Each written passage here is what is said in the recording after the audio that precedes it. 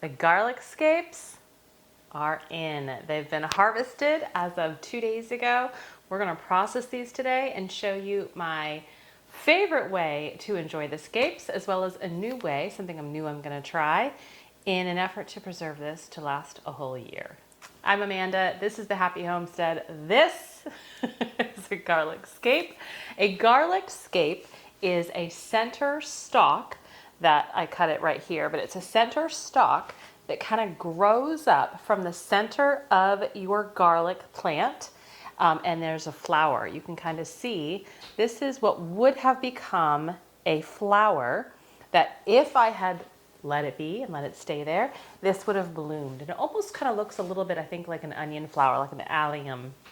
And it's gorgeous and beautiful in its own right. However, I am not after the gorgeous garlic blooms. I'm after the garlic bulbs and the garlic scapes. Now, the garlic scapes only come from hardneck garlic. I'm growing both soft neck and hard neck this year. They both have their pros and cons. The pro of the hard neck is that you get the scape. The pro of the soft neck is that you can actually braid them. Sometimes with the hard necks, because that it's almost as if the neck, which is what the cloves grow around, it can be hard. And maybe you've purchased hard neck garlic in the store before without realizing it, and you kind of have that hard center stem.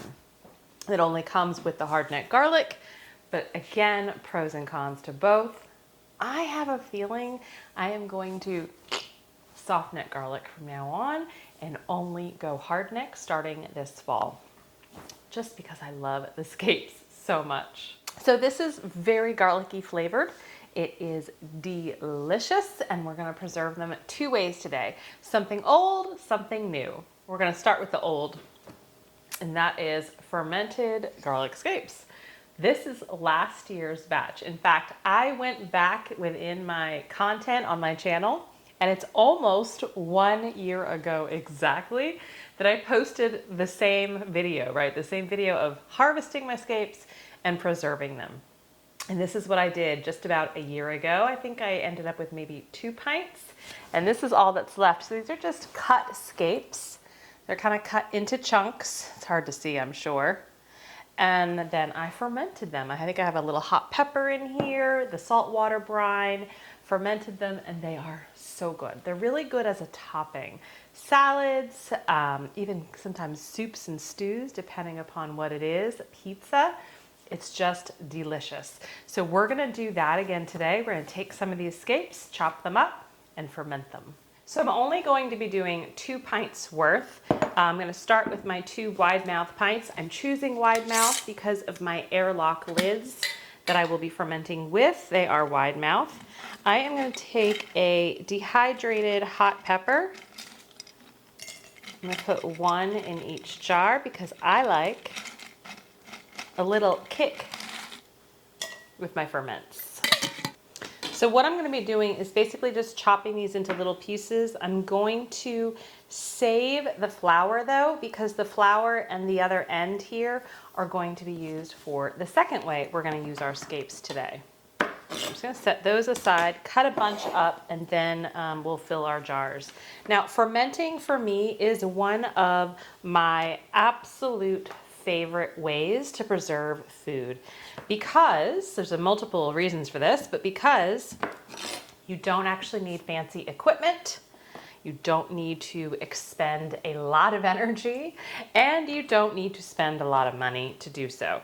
And probably the number one reason is that fermenting is, from what I know, I believe, I say this because someone, of course, is going to object and counter this, but I believe that fermentation is the only food preservation method that actually enhances and increases the nutritional value of the food. And the reason I say that is because fermented foods are loaded with probiotics, prebiotics, good, healthy gut bacteria. And when you're canning, it doesn't matter if you're pressure canning, steam canning, because you're going through that canning process, a lot of the good micro and probably some of the macronutrients are being lost during that heat process, that heat buildup, and especially with pressure canning too.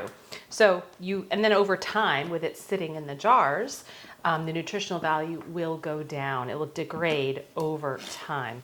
Doesn't mean that canning doesn't have its place in every kitchen and pantry, because it absolutely does. We do a lot of canning, but this is one of the reasons why I really do love fermentation, because it actually will increase the nutrient content by throwing in all of those beautiful pro and prebiotics.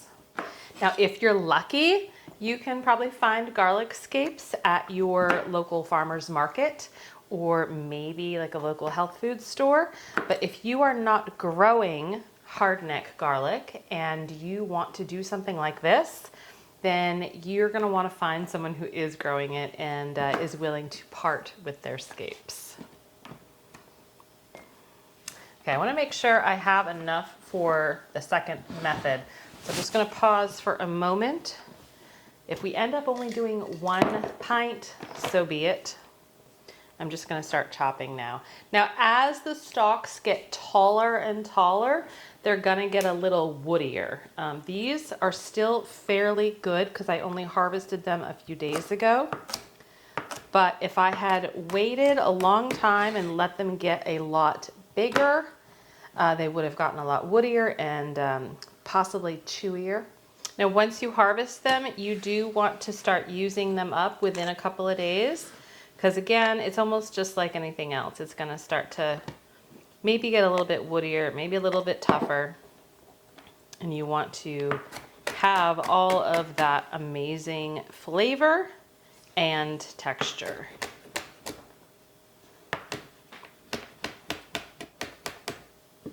Smells so good. Oh, it is like this potent, pungent garlic flavor that is most certainly garlicky, but it's a little bit different, almost like a brighter flavor than a garlic clove. It's brighter, fresher. It's just nothing else like it.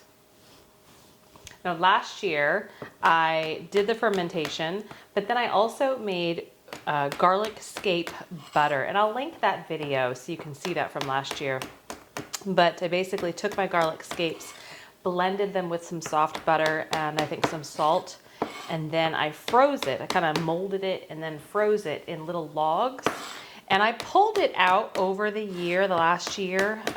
We would do it on steaks. I'd take like a huge dab after we had a really deliciously cooked kind of medium rare steak, and I would blob a glob on, and it was so good.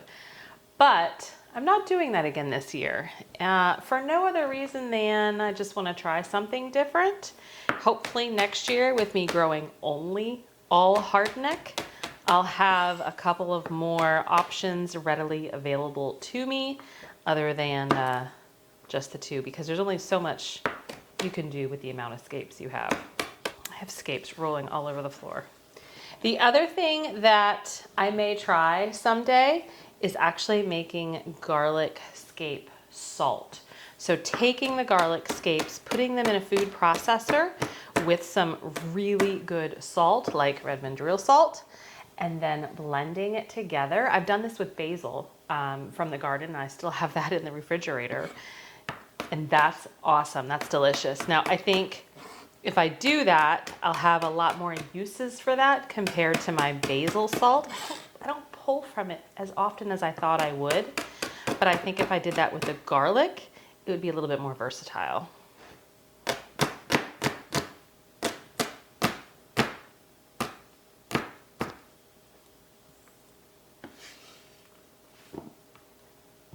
Okay, we've got 2 pints done. They're not entirely filled to the top, but that's okay. We're gonna be putting our brine in, so there's plenty of room for things to move around and ferment. It's not too tightly packed. And I'll be putting a weight on top of these to make sure you keep all of the solids below the brine. All right, couple of things, because I know there's a lot of information coming at you, especially if you're not familiar with fermenting.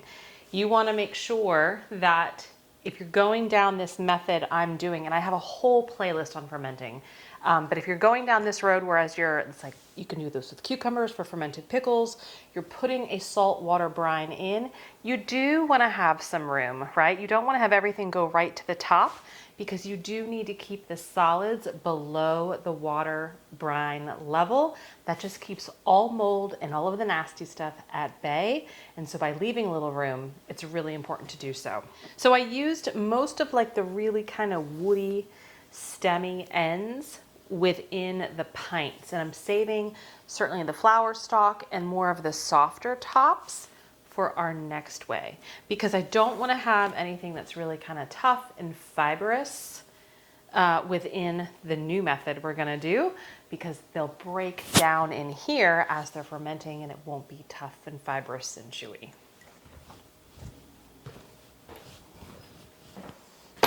Okay, so I've got 4 cups of filtered water. I'm going to add about 3 tablespoons of Redmond real salt. Don't mind my measuring cup. I was measuring out some witch hazel the other day and it totally just kind of messed it up. So it's unsightly but clean. All right, so my 4 cups of spring water. You just want to use non-chlorinated water. It doesn't have to be filtered water. It could be well water if you have clean well water. Just non-chlorinated. Okay, so the salt and the water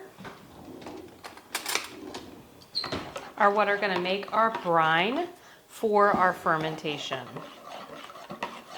I probably will not be using all of this just because of the fact that we already have something in these jars.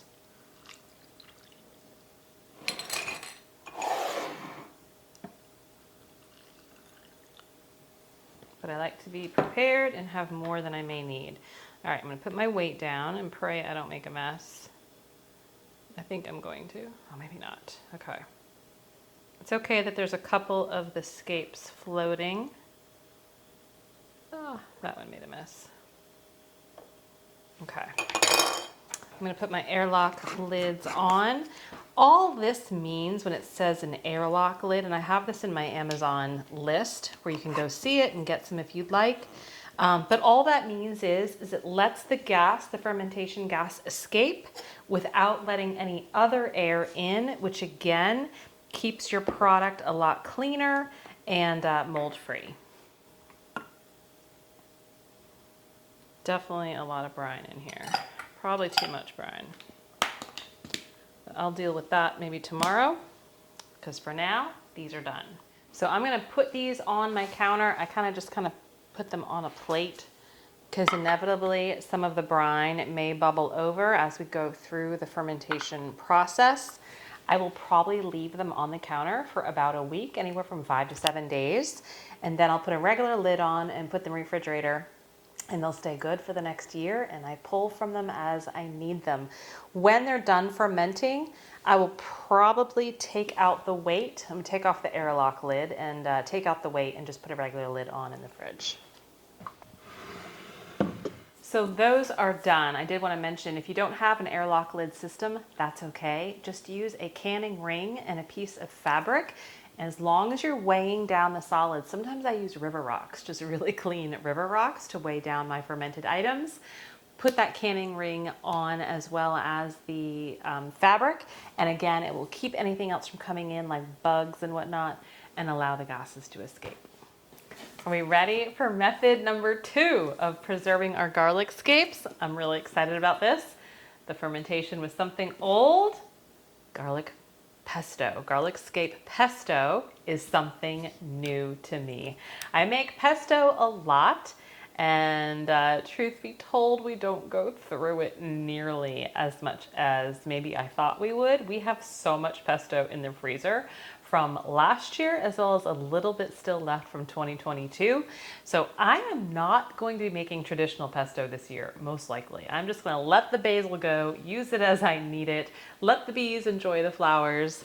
But we're gonna make garlic scape pesto today, because I saw Meg and Ben Holler do this from the Holler Homestead, and I thought, that looks really good. And I know I couldn't smell it through the screen, but smelled really good too. So thank you, Meg and Ben, my fellow North Carolinian homesteaders. We're gonna make the garlic scape pesto. I have avocado oil because my olive oil is way too precious right now. I use that a lot for our apothecary items, our soaps and our salves. We're gonna use avocado oil, Redmond real salt, again, the salt of choice in this kitchen, and some freshly cracked black pepper. I am going to blend it all up in my Vitamix, put it in some half pint jars, and then we're gonna freeze it. And we're actually having pizza for dinner tonight, so I may save some out to put on the pizza too. But this recipe could not be any simpler. All I'm gonna be doing is throwing my scapes in.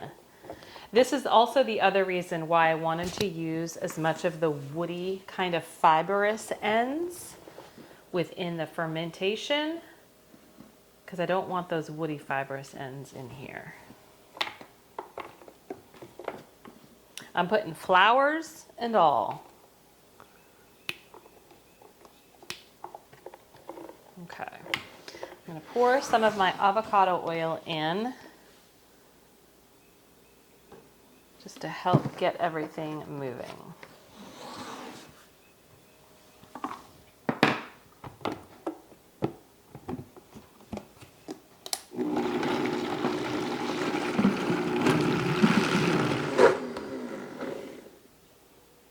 Oh my word.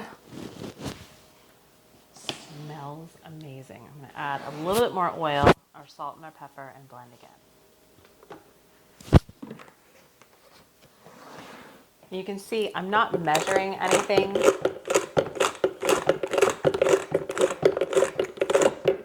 This is totally being eyeballed.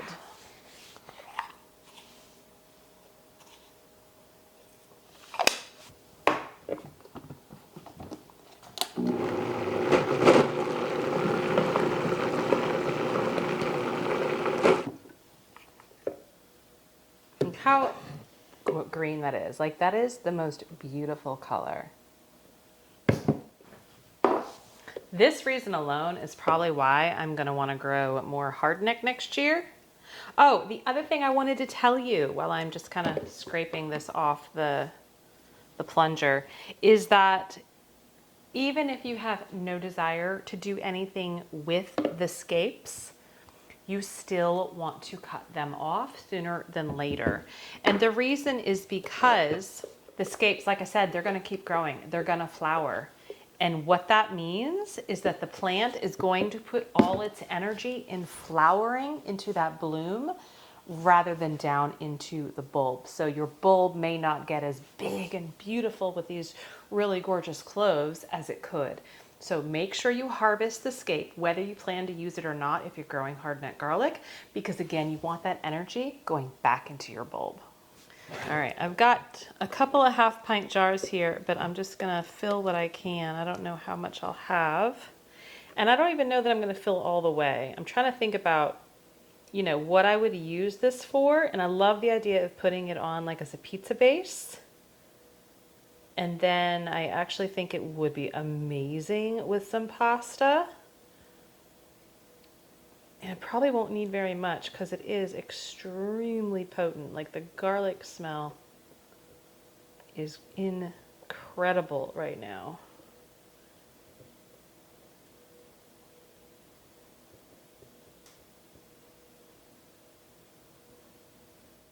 Okay, there's a little left. I'm actually gonna save that for our pizza tonight. So I'm just gonna put some lids on these.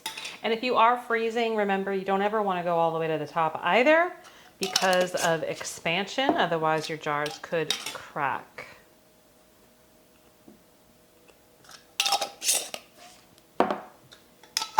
Three half pint jars in the freezer.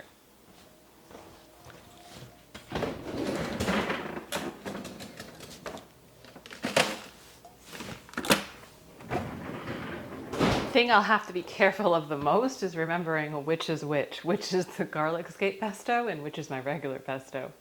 I'm so glad that's done. It's only something I have to do once a year and it's very easy. It didn't take much effort or time, but it's off the list for 2024. Let me know if you end up doing anything with your garlic scapes or what you'd like to do with them if you had any. I'm always looking for some new ideas of how to utilize what the garden and what the land gives us in different and unique ways. Stay healthy, stay well. I'll see you next time. Bye-bye.